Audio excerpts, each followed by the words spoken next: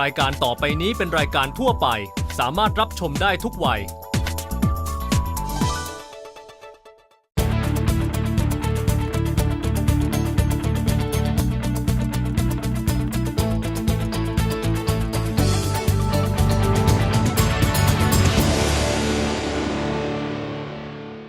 สนับสนุนโดยแลกเงินด้วยบัตรเครดิตกสิกรไทยเที่ยวก่อนจ่ายทีหลังไม่มีค่าธรรมเนียมผ่อนชำระได้จากธนาคารกสิกรไทย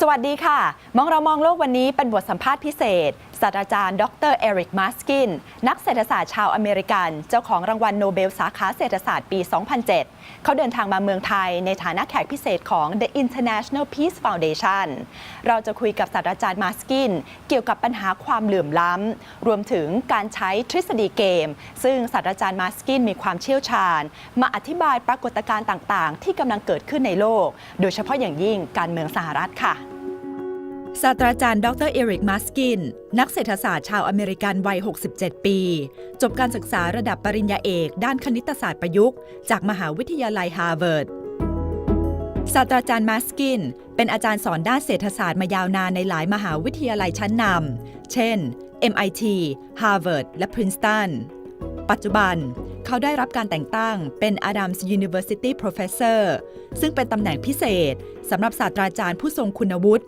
ที่มหาวิทยาลัยฮาร์วาร์ดศาสตราจารย์มาสกินเชี่ยวชาญด้านทฤษฎีเกมและทฤษฎีการออกแบบกลไกเขาได้รับรางวัลโนเบลสาขาเศรษฐศาสตร์ประจำปี 2007 สำหรับการวางรากฐานต่างๆของทฤษฎีการออกแบบกลไก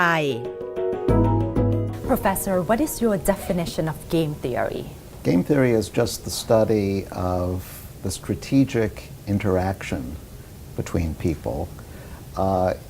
If what I do affects you and what you do affects me, then when I am trying to figure out my strategy, how I should behave, I have to take into account your behavior. So I have to anticipate what you're going to do, and you have to do the same thing with me.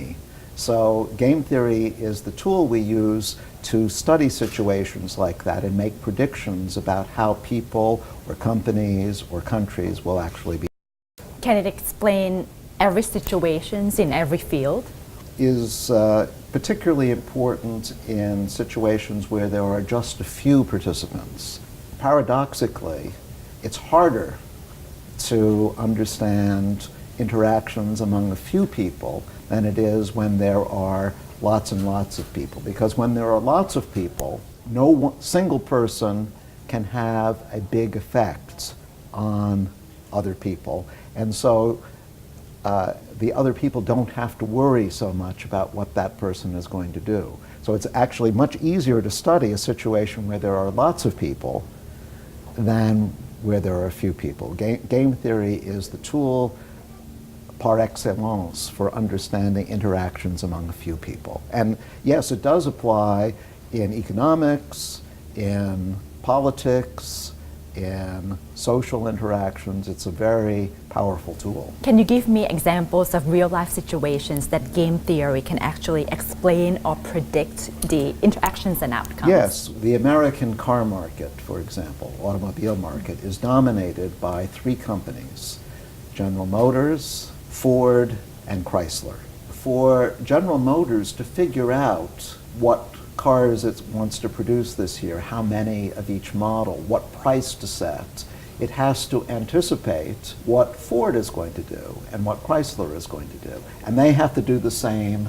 Ford has to figure out what General Motors is going to do. Game theory has proved to be a very accurate tool in making predictions about how industries like the automobile industry actually behave. Can game theory also explain politics? Indeed it can. If I'm a political candidate and I am trying to appeal to the public, I will want to anticipate how my opponent on the other side is going to formulate his political platform, and I will want to take that into account. So game theory has been a very useful tool in understanding political competition. Do you think Donald Trump actually used game theory? to beat Hillary Clinton? I'm not sure that he used it explicitly, but certainly he understood intuitively some of the important game theoretic lessons. Such as? Such as it doesn't always matter so much what you say as how you say it. Trump is a master at talking on TV, getting people's interest, even if they don't really like the content of what he's saying, they focus on his pronouncements simply because he makes them interesting. We are going to build a great border wall to stop illegal immigration. I have made billions of dollars in business making deals. Now I'm going to make our country rich again.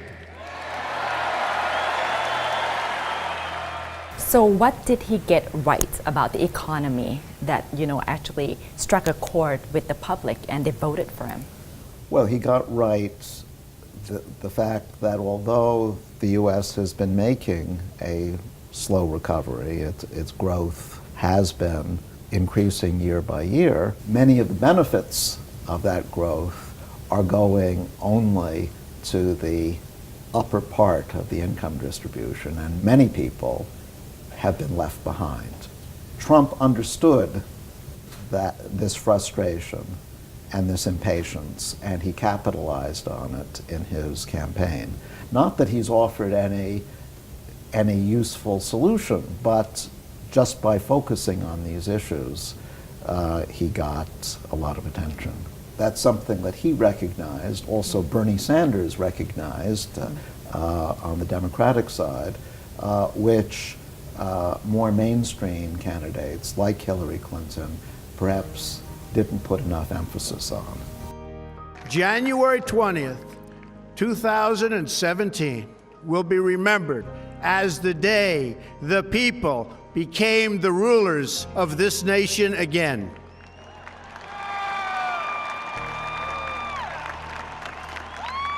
The forgotten men and women of our country will be forgotten no longer. Professor, why are you so fascinated with game theory? Because I'm fascinated with human interaction, and game theory is the right tool for understanding how human beings interact with one another.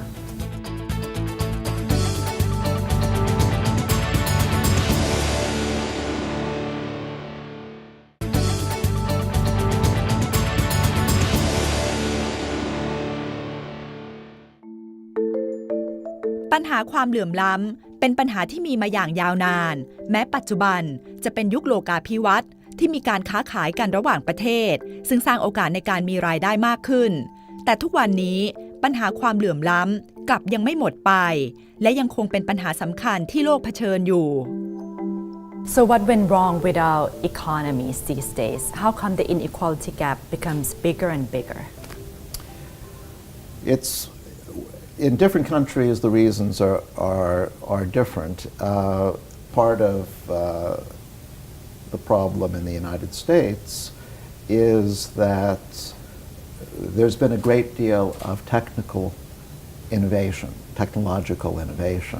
over the last 20 to 25 years, which has worked to the advantage of people who have skills which complement those new technologies well, but have displaced many people whose skills are old-fashioned or perhaps who don't have very many skills. People who used to earn their money on the assembly line or cleaning people's homes are getting displaced by machines. And the new jobs, the jobs which are paying well, are going to people with more education, more skill, and so their incomes are rising, but the people without skills are being left behind, and that contributes to inequality. Is free trade and open markets still the way to go? I think so, but along with the recognition that more has to be done to bring the unskilled and the less educated workers into the economy. This can be done through public education, this can be done through subsidies for skill training, it can also be done through the tax system, that is, raising taxes on the very well-off in order to help subsidize the less well-off. โดนัลด์ ทรัมป์ประธานาธิบดีคนใหม่ของสหรัฐมีนโยบายกีดกันการค้าเขาจะตั้งกำแพงภาษีที่สูงขึ้นสำหรับการนำเข้าสินค้าและมีนโยบายกดดันไม่ให้บริษัทอเมริกันไปเปิดโรงงานที่ประเทศอื่นโดยเขามองว่าจะเป็นการสร้างงานให้คนอเมริกันและจะทำให้อเมริกากลับมามั่งคั่งอีกครั้ง What if we follow Donald Trump's policies or his vision, being protectionist, tax at the border? Would these actually solve inequality? I'm afraid not. I'm afraid that that interfering with trade is just going to be self-defeating because if the United States starts doing this, of course, there's going to be a response by its trading partners. It's going to make all countries worse off as a result, and it's not going to solve inequality.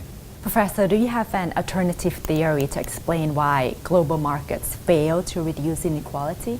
This is in collaboration with a Harvard economist named Michael Kramer, and what we argue is that the recent globalization has also been a globalization of production itself. So these days, the production process is international. Think of computers, for example. Computers might be designed in the US and programmed in Europe and assembled in China. So many countries are involved in producing a single computer. The labor market itself is international. So a computer company can, for example, hire Chinese workers to assemble computers. But that means that the Chinese workers who will be in demand are those who have skills that the computer manufacturer is looking for. So those workers get the fruits of globalization. They're the ones who get the jobs. People with no skills, and there are still hundreds of millions of Chinese people who don't have skills, are left behind. That, we argue, is the root cause of inequality. Is there any way to fix that? I think the most promising way of fixing it is not by trying to stop globalization, which again I think would be self-defeating, but rather giving the people who have been left behind the opportunity to join the global labor force. And the way to do that is to give them the skills and education they need to be able to compete for these jobs. The way that this education and training is going to happen is through governments getting involved. A government, for example, could give you a subsidy in order to train me. A tax break, for example. That's the way that we're going to solve the inequality problem, not by trying to stop globalization. Is there any country that you can think of that actually come up with solutions to this big inequality problem? One example is Brazil. Unfortunately, Brazil is in a complete political mess at the moment, but if you go back a few years, Brazil recognized that it had a very serious inequality problem. It has one of the highest inequality rates in the world, but what they did was to introduce a very interesting and quite effective program called conditional cash transfers. Poor families are given money to help support them, but on condition that they send their children to school. Many poor families were reluctant to send their kids to school because their kids might be needed at home to work on the farm or in the family business. The conditional cash transfer program gave these families some income so that they were financially able to afford having their children in school. So a generation later, when they entered the labor force, they were able to find good jobs. And in fact, we saw, thanks to this program and other measures in Brazil, a decrease in the inequality rate in Brazil over a number of years. So this is the sort of policy that, if followed elsewhere, I think could be quite successful.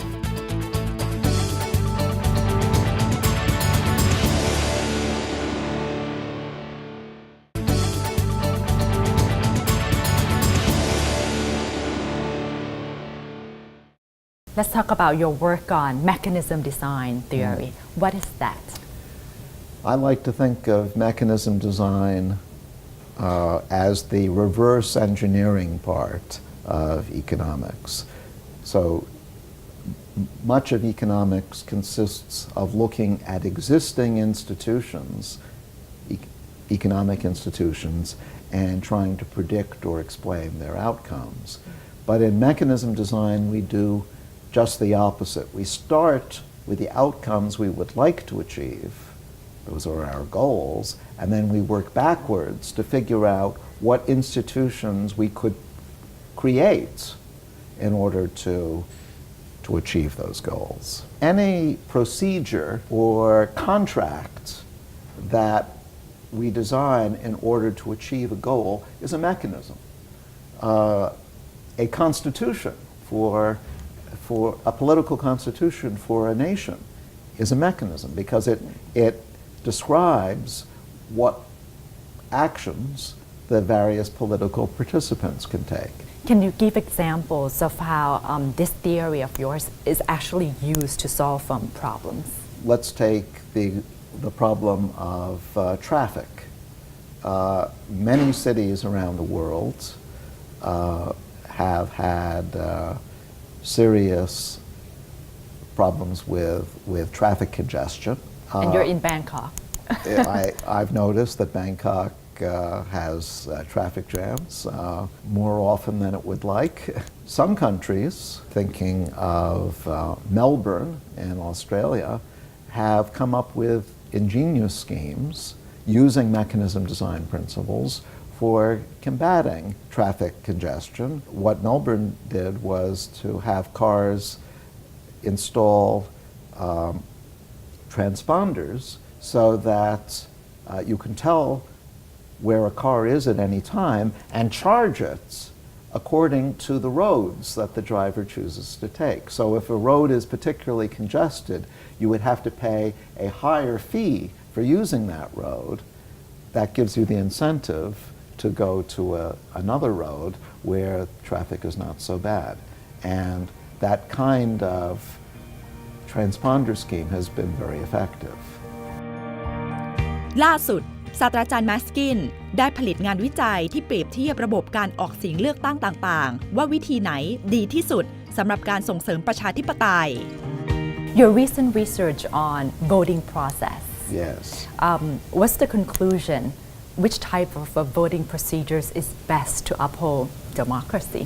Democracy is often associated with the term majority rule, but in fact, majority rule is not used in most democracies, and the United States is an example of that. The United States uses a voting method called plurality rule instead. Under plurality rule, every voter votes for a single candidate, and the candidate with the most votes is the winner, even if that candidate does not get a majority, more than 50% of the vote. This means, though, that a candidate can win with quite a low fraction of the total vote, maybe only 30%, because the other 70% is split Right. among the other candidates. In fact, it's entirely possible, and it's very often the case, that one of those other candidates is actually more popular than the candidate who won. Let me give you an example, again from American politics. In the Republican primaries, the elections that were held last spring in order to determine who would be the Republican nominee, there were a number of mainstream candidates, we'll call them. Marco Rubio, a senator from Florida, was one of them. John Kasich, governor of Ohio, was another. And of course there was Donald Trump, the outsider. Most of the Republican primaries, the vote between Rubio and Kasich was split. Either of them probably would have beaten Donald Trump if it had been a head-to-head contest. But because Kasich and Rubio were both running, people who were voting against Trump split their vote between Kasich and Rubio, and so neither of them got more votes than Trump. What I would propose is that we change the voting system so that instead of just voting for a single candidate, a voter has the opportunity to rank candidates. By allowing voters to rank candidates, we avoid this situation that the anti-Trump voters have their vote split among several candidates. Under majority rule, with rankings, both Kasich and Rubio would come out ahead of Trump. Both of them would get a majority of the vote against Trump. So, according to our analysis, another reason why Trump came to power was because of the voting system, because of the fact that we were not using majority rule.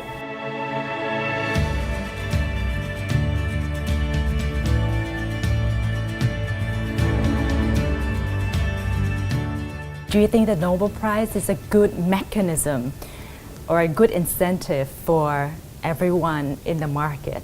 I'm not sure that the Nobel Prize is a particularly good incentive because no one goes into the business of economic research because they think they're going to win a Nobel Prize. The chance of that happening is too low.